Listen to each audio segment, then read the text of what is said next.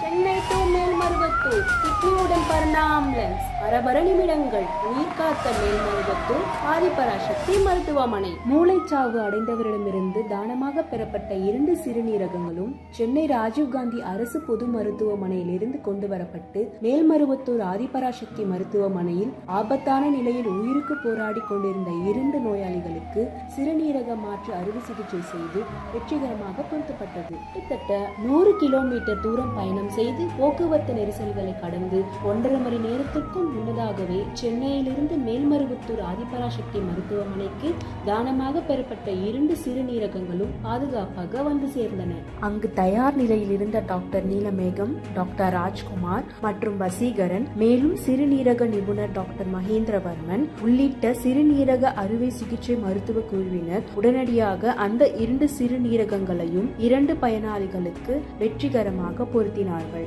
10 மணி நேரத்திற்கும் மேலாக வெற்றிகரமாக நடந்த இந்த சிறுநீரக மாற்று அறுவை சிகிச்சையின் பயனாக 2 பயனாளர்களும் உடல் நலம் பெற்று வீடு திரும்பினார்கள்.